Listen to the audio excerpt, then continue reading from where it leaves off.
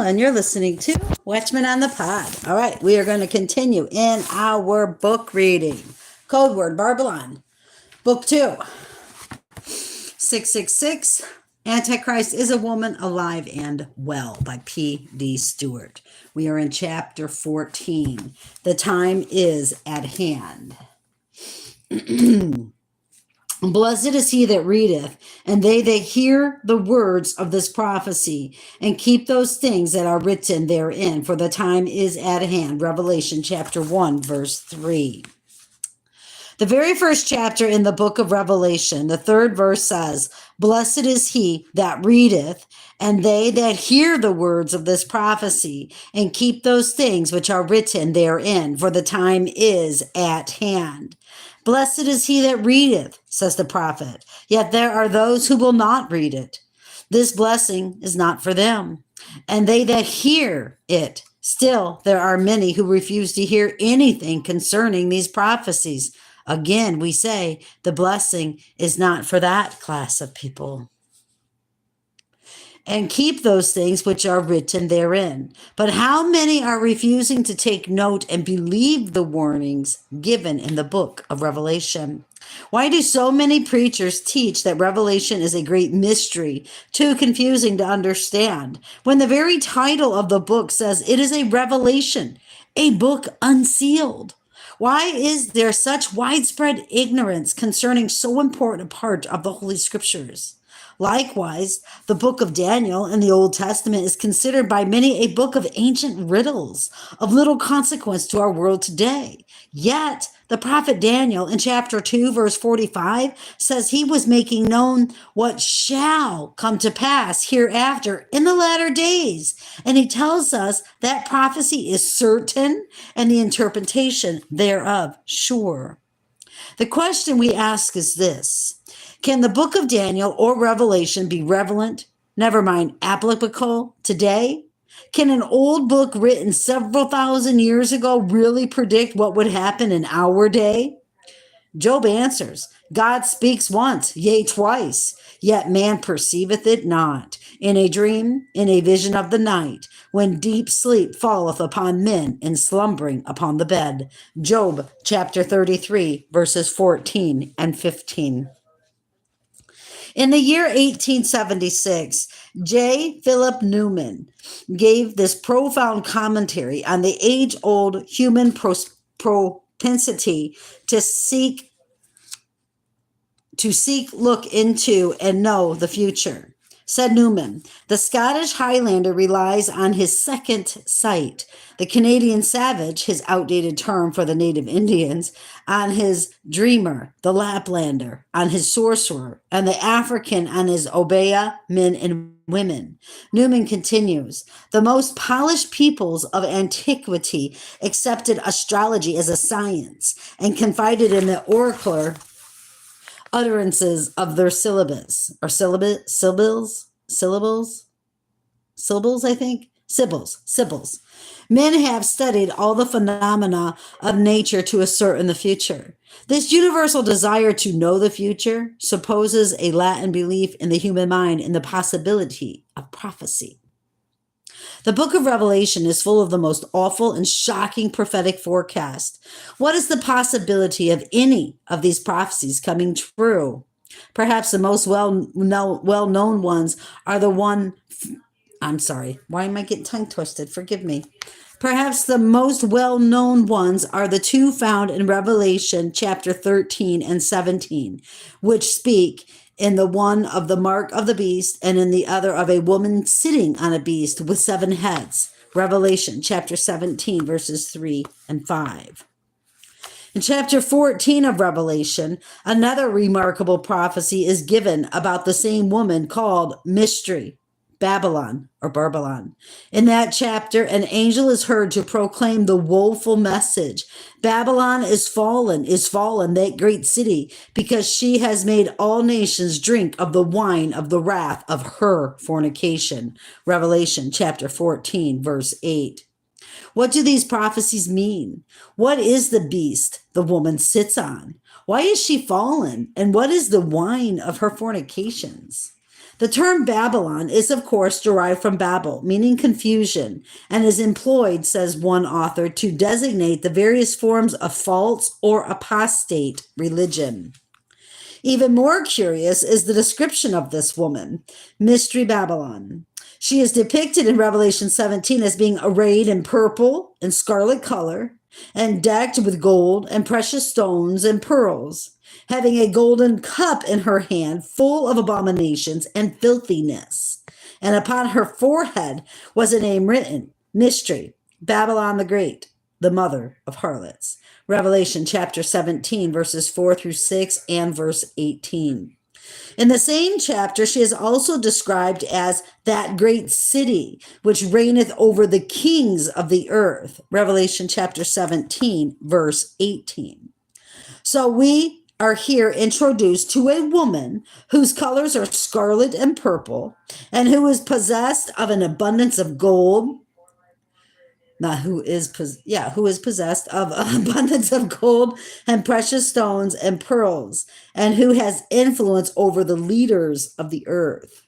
The prophet John on the isle called Patmos saw that this woman, who he terms as Mystery Babylon, Barbelon, would, amidst the rise and fall of empires, remain until the end of time, until she was destroyed like the prostitutes of old by fire. But was this to be a literal woman that would reign over all the kings of the earth? Can anyone really believe that this is literal? Has there ever been a woman who reigned over the rulers of the earth? If this is not a literal woman, then who is this she, this mystery woman? What is the mystery with which she veils herself? And why does she have the words upon her forehead, Mystery, Babylon the Great, Revelation 17:5?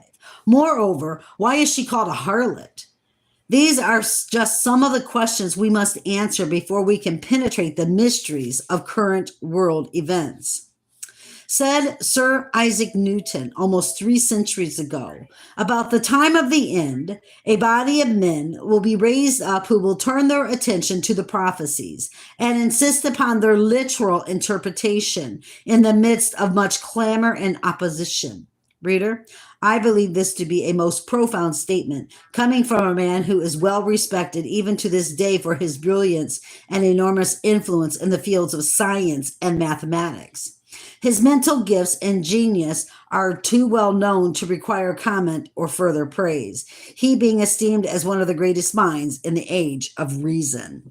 Concerning the beast power of Revelation 13, whose number is said to be 666, and upon which the mystery woman of Revelation 17 is said to ride, Sir Isaac agrees with Irenaeus in his application, saying, his mark is, and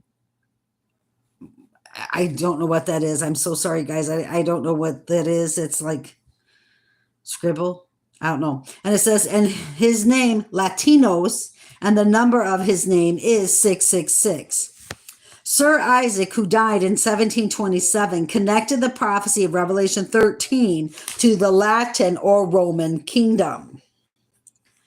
The book of Daniel says, at the time of the end, the wise shall understand, but none of the wicked shall understand. Daniel chapter 12, verses 9 and 10. By the time you come to the end of this book, you will be one of those who have read, heard, and I pray understood, else your case is hopeless. We must now inquire into this apocalyptic panorama, and I pray the reader will allow me to do so, giving a complete view in every direction. All right, here we go. Chapter 15. Antichrist makes her dynastic appearance. A key or mark by which Antichrist was to be identified was the time at which her marvelous apparatus would fully appear on the world scene. The Apostle Paul, in his second epistle to the Thessalonians, wrote thus concerning the coming open manifestation of Antichrist. And now you know what withholdeth is restraining. For the mystery of iniquity does already work. Only he who now letteth will let, until he be taken out of the way. And then shall that wicked one be revealed, even he whose coming is after the working of Satan with all power and signs and lying wonders. 2 Thessalonians chapter 2, 6 through 7. We shall come to the latter part of this verse, signs and lying wonders, in a latter chapter. But for now, let us look more closely at the cryptic phrase. Only he who now letteth will let until he be taken out of the way. The reader may rightly wonder why it is that I have referred to the mystery of iniquity and the wicked one mentioned by Paul as synonymous with Antichrist. The reason is that all the theories of the Antichrist, the beast system, Mystery Babylon, which terms are found in Revelation 13 and 17, also identify this system as being equivalent to Antichrist, or the mystery of iniquity, and are understood to be one and the same power. So well known and so extensively adopted has been this principle of interpretation, that it is unnecessary to designate any particular writer or writers as having advocated it. With Protestant, no less than the Roman Catholic expositors, it has been an especial favorite. Almost all the eminent men among the latter have concurred in adopting it. Now, let us mark the parallelism. It is at once a parallel and a contrast. For while we say Antichrist is a she, and that's in quotation, symbolically, that is, we see the Apostle Paul speaking of a he, literally, this time. The reason for the contrast is that this apostasy of Antichrist was to have a head, a figurehead. And the names which the apostle gives to this head are that man of sin, the son of perdition, and that wicked or lawless one. Who is this he, and what is this Antichrist, which Paul termed the mystery of iniquity? 2 Thessalonians chapter 2, verse 3. Is Antichrist a man, a woman, or a system? The answer is quite simple. Revelation chapter 17, verse 5 says of Antichrist, and upon her forehead, was written, mystery, Babylon the Great, mother of harlots. So Antichrist is spoken of in the symbolism of a female. But why does Paul use the personal pronoun he, not she? Again, the answer is straightforward. This mystery woman or system was to have a man as her visible figurehead, a nominee, a straw man, starring in all her dramas. For Revelation chapter 13, 16 through 18 makes it clear that the Antichrist or beast system is controlled by the woman who rides the beast. Revelation chapter 17. However, this symbolic woman would enforce her mark upon all through a man, and he causeth all, both small and great, rich and poor, free and bond, to receive a mark in their right hand or in their foreheads, that no man might buy or sell, save those who had the mark or the name of the beast or the number of his name. Revelation chapter 13, verses 16 through 17. If perchance the above explanation does not convince the reader, I turn to historian Grattan Guinness, who comments, he that letteth or hindereth the rise of Antichrist is understood to comprehend the line of succession of the Caesars. So too the expression, he that sitteth, i.e. in the temple of God, may also comprehend analogously to be a line or succession of rulers or powers. Both expressions refer to dynasties and not to individuals. That is to say, it is no one man, but a succession of men belonging to a greater system. The system is the Antichrist. The succession of men are her agents. It is through a man, or rather a succession of men, that Antichrist was to exercise her power. Revelation chapter 13, 16 through 18. Antichrist, being a system, cannot act without human agency. Therefore, at all phases of her existence, she has had as her right arm a man acting as her visible figurehead, her CEO, to whom was given great power and authority. And I saw a beast rise out of the sea, and the dragon gave him his power and his seat and great authority. Revelation chapter 13, verse 2. The identity of the dragon is given near the end of this book. A beast in Bible prophecy represents a kingdom or a nation. I say we know a beast is a nation of kingdom because Daniel 7, verse 17, we are told, these are great beasts, which are four kings which shall rise out of the earth. Verse 23 continues, thus he said, the fourth beast shall be the fourth kingdom upon earth.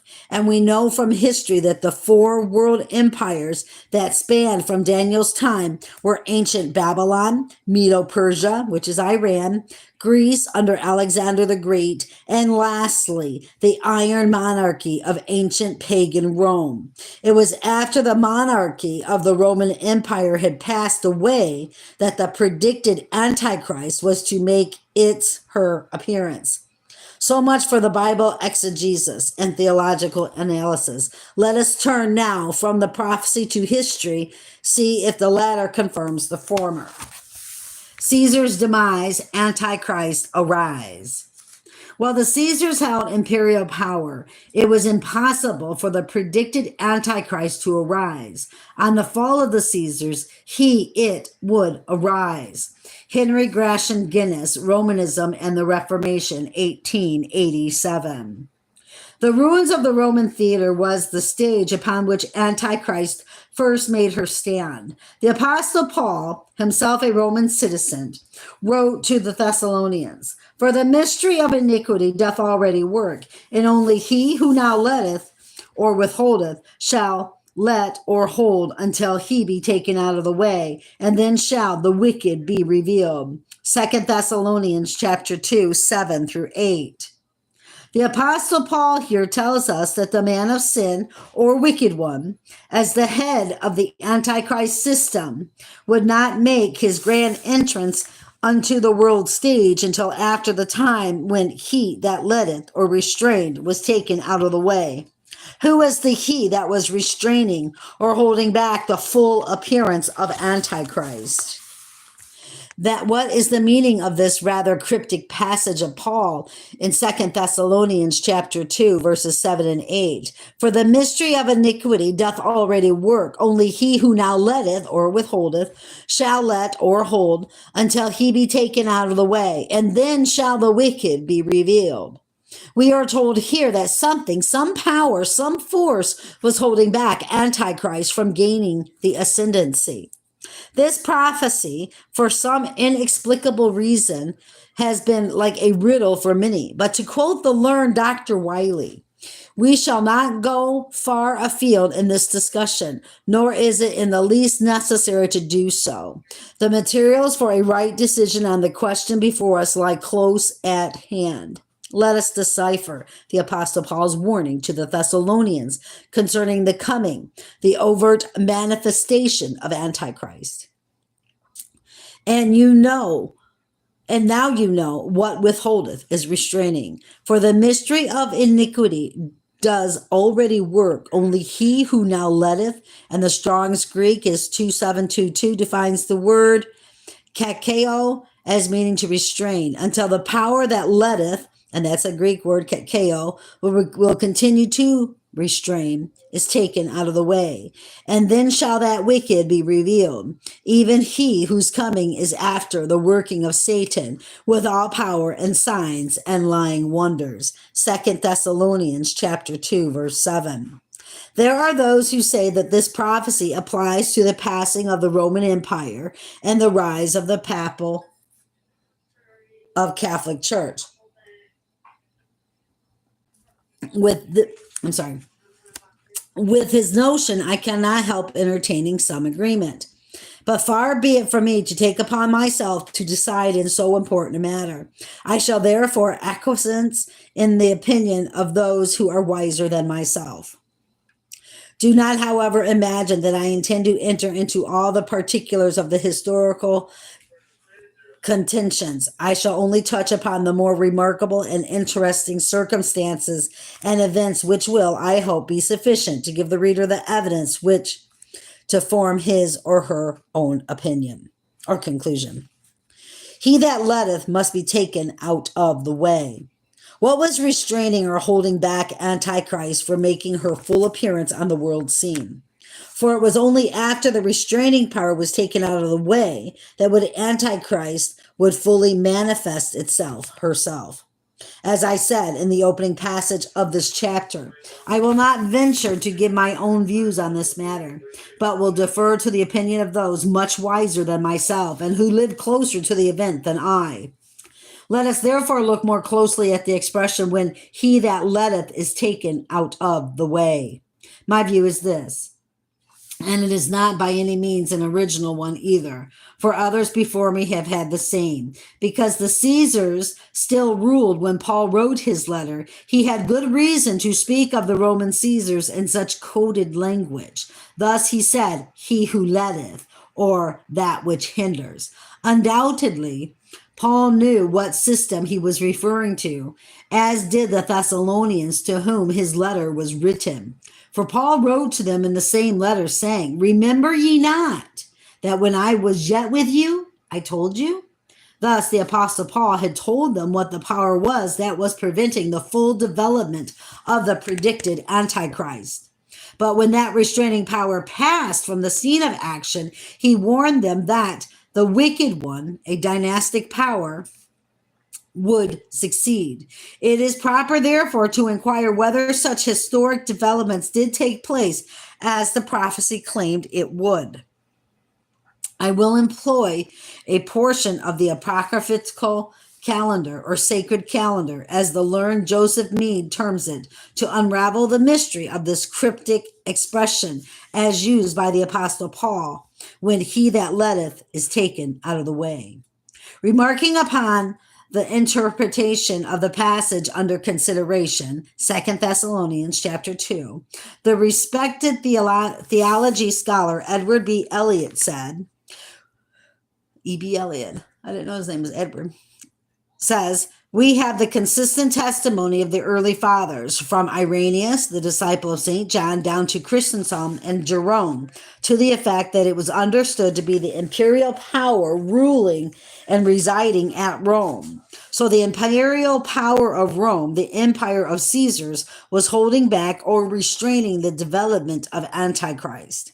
Grattan Guinness says in concurrence, while the Caesars held imperial power, it was impossible for the predicted Antichrist to arise. On the fall of the Caesars, he would arise. John Chrysostom, he lived, I think it's 347, or I'm not sure what that is. It's in parentheses, and it says a C, and then it says 347 to 407.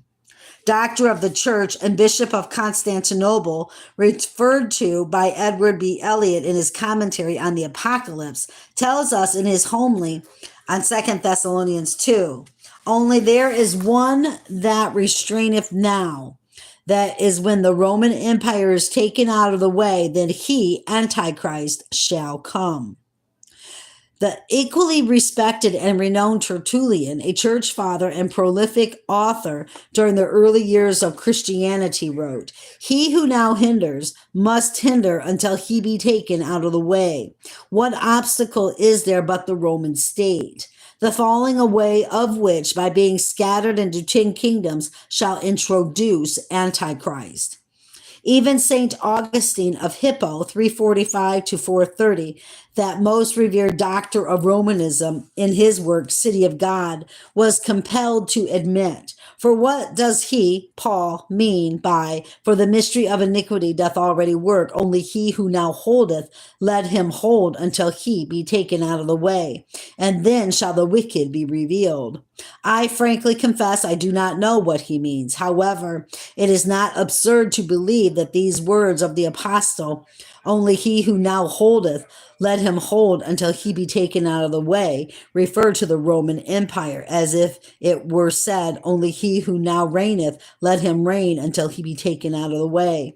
And then shall the wicked be revealed. No one doubts that this means Antichrist. Pope Pius IX, 1846 to 1878, gave this remarkably testimony, linking the ascendancy of his church to the fall of the Roman Empire. It is therefore by a peculiar decree of divine providence that at the fall of the Roman Empire and its partition into separate kingdoms, the Roman pontiff, whom Christ made the head and center of his entire church, acquired civil power. Isn't that something? Yeah. Pius IX, Apostolic Letter, Cum Catholia Ecclesia, March 26, 1860. Here's what another church father had to say about the matter. We have the consistent testimony of the early fathers from Irenaeus, 2nd century to 3rd century, the disciple of St. John, down to Chrysostom, 347 to 407 AD, and Jerome, 347 to 420 AD, to the effect that it, the restraining power, was understood to be the imperial power ruling and residing at Rome, i.e., the Roman Caesars. Gratian Guinness concurs. While the Caesars held imperial power, it was impossible for the predicted Antichrist to arise. And the respected and renowned Tertullian, 160 to 225 AD, wrote, "He who now hinders must hinder until he, the Roman Caesars, be taken out of the way. What obstacle is there but the Roman state, the falling away of which, by being scattered into 10 kingdoms, shall introduce Antichrist?" Even John Chrysostom, Bishop of Constantinople, 390 AD, tells us in his homily on 2 Thessalonians 2 that there is one that restraineth, letteth. That is when the Roman Empire is taken out of the way, that he, Antichrist, shall come.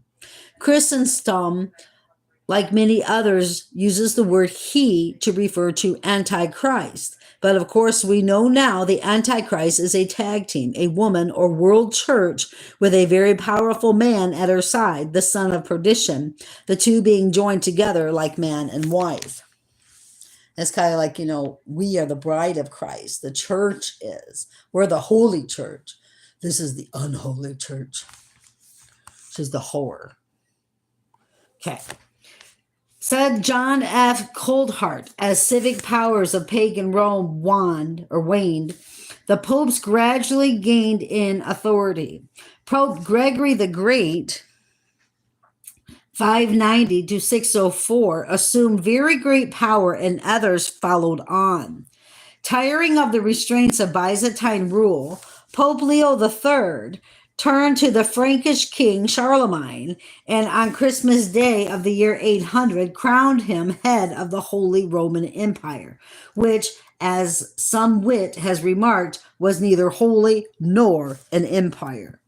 American Catholic Quarterly Review of April 1911 tells how the popes of Rome came to succeed to the seat of the Caesars. Long ages ago, when Rome, through the neglect of the Western emperors, was left to the mercy of the barbarous hordes, the Romans turned to one figure for aid and protection and asked him to rule them, and thus commenced the temporal sovereignty of the popes. And meekly stepping to the throne of Caesar, the vicar of Christ took up the scepter to which the emperors and kings of Europe were to bow in reverence through so many ages. There, reader. Wow. But now, if the Catholic pontiff took the seat of the Caesars, what is the pontiff but a Caesar himself? So we still have a Roman Caesar today. And because the Pope is also a religious leader and not just an emperor, Time magazine has called his kingdom the Empire of the Spirit. The elegant and learned Adolf Harnack says of this development, The Roman Church pushed itself into the place of the Roman Empire, of which it is the actual continuation. The empire has not perished, but has only undergone a transformation. The Pope, who calls himself King and Pontifex Maximus, is Caesar's successor. And that was from the book, What is Christianity, page 251. Another historian, Hobbes, I believe, says the same, adding his own witty touch. The popes fitted the place of the vacant emperors at Rome, inheriting their power, prestige, and titles from paganism. Constantine left all to the Bishop of Rome. The papacy is but the ghost of the deceased Roman Empire, sitting crowned upon its grave. And down here it says Man of the Year, Empire of the Spirit time. That was in December 26th through January 2nd, 1995, page 54, in case you want to look that up. For so did the papacy start up a sudden out of the ruins of that heathen power. Since then, we have had the ghostly fathers enthroned in the Church of Rome. As historian Abbott wrote, the transfer of the emperor's residence to Constantinople was a sad blow to the prestige of imperial Rome, and at the time one might have predicted her speedy decline. But the development of the church and the growing authority of the Bishop of Rome, or the Pope, gave her a new lease of life and made her again the capital, this time the religious capital of the civilized world. It is interesting to note that even in the marginal notes of the Geneva Bible we read, the beast signifies the ancient Rome of the Caesars. So we see that the papacy, papal Rome, and the church it controls, the woman, acquired the wealth and power of the Caesars on the demise of the old Roman Empire, beast, upon whose back the church rode to power. Even to this hour, the head of the papal church, the Pope, has his seat of government in the old pagan city of Rome. Indeed, the remains of imperial Rome are still to be seen on every hand in that ancient city. Thus, the old saying still holds, as does the prophecy, all roads points to Rome. But the papacy, knowing it had no genuine claim to the empire of the Roman Caesars, and incidentally in fulfillment of Bob had no genuine claim. I think I read that wrong. Let me reread that. I'm so sorry. But the papacy, knowing it had no genuine claim, the empire of the Roman Caesars, and incidentally in fulfillment of Bible prophecy, actually laid claim to succeeding from the Roman emperors by creating a fiction which they later legislated into canon, namely the forged document they called the Donation of Constantine. In the famous painting by Raphael, the kneeling Emperor Constantine is seen handing Pope Sylvester I a statuette of Roma Eterna, eternal Rome, symbolizing the transfer of power from the emperor to the papacy. But all historians, and I say all, have since confirmed that document was a massive forgery commissioned by the Pope. No such official transfer ever took place. The above painting, and it's right here. Let me show you here. Can you see it? I hope you can see that. Okay. The above painting details the alleged donation of Constantine as depicted by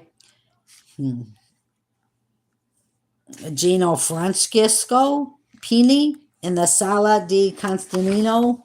I can't say any of those words. The Vatican. The kneeling Constantine is seen handing Pope Sylvester I a statuette of Roma Eterna, which is eternal Rome, symbolizing the transfer of power from the emperor to the papacy. On February 23rd, 1520, about 4 years before the Raphael's painting of the donation was completed, Martin Luther, in a letter to Spalatin, wrote of this papal forgery. I have at hand Lorenzo Valla's proof that the donation of Constantine is a forgery. Good heavens, what darkness and wickedness is at Rome. You wonder at the judgment of God that such unauthentic, crass, imprudent lies not only lived, but prevailed for so many centuries that they were incorporated in the canon law and became as articles of faith. I am in such a passion that I scarcely doubt that the Pope is the Antichrist expected by the world. So closely do their acts, lives, sayings, and laws agree with the predicted impostor. Wow. So he really believed that he was Antichrist. It is most interesting to note also that the Catholic Church has even adopted the titles and order of hierarchy of the Roman priesthood. The priests among the Romans did not form a distant order of the citizens. The Pontifex Maximus, or high priest, was a person of great dignity and authority. He held his office for life, and all other priests were subject to him. The Vestal virgins were females consecrated to worship of Vesta. Today, the Pope calls himself Pontifex Maximus. The lower order of priests are subject to him, while the Vestal virgins or nuns are consecrated to the worship of Vesta, who under the Pope has since metamorphosed into the Virgin Mary. Henry Shepherd, fellow of Oriel College, Oxford, confirms the Madonna of the Sun, or Our Lady of the Sun, was just another name for the pagan goddess Vesta. Now, my dear reader, are not these similarities remarkable? So let us cast away any uncertainty we may have about the reliability of Bible prophecy, and using the part of the apocryphal. That's not apocryphal. It's hold on. I got to get this word in my head here. Apocalyptical calendar or compass, as we have identified in this chapter, and according to the measure of intelligence with which a good and beneficent God has favored us. Let us proceed to the investigation of these mysteries, invoking always the wisdom of the Father of lights and applying the key he has given to unlock the remainder. For, so says the Lord, I am God, and there is none like me, declaring the end from the beginning, and from ancient times the things that are not yet done, saying, my counsel shall stand, and I will do all my pleasure. Yea, I have spoken it, I will also bring it to pass. I have purposed it, I will also do it. With these parenthetical remarks on the history, let us return to the prophecy as we seek to unravel the hieroglyphics of Antichrist. Now, reader, I am aware that some may object to the severity of my language in the coming chapters, but I ask, as did William Lloyd Garrison, is there not cause for severity? I will be as harsh as truth and as uncompromising as justice. On this subject, I do not wish to think or speak or write with moderation. No, no, no. Tell a man whose house is on fire to give a moderate alarm. Tell him to moderately rescue his wife with the hands of the ravisher, from the hands of the ravisher. Tell the mother to gradually extricate her babe from the fire into which it has fallen, but urge me not to use moderation in a cause like the present. I am in earnest. I will not equivocate. I will not excuse. I will not retreat a single inch, and I will be heard. For to quote Garrison again, the apathy of the people is enough to make every statue leap from its pedestal and to hasten the resurrection of the dead. Wow, those are some pretty powerful words. All right, I am going to pick back up, but I've got to, I don't know, maybe drink some water, or a cup of coffee or something. It seemed like I stammered throughout this reading, and I don't like that.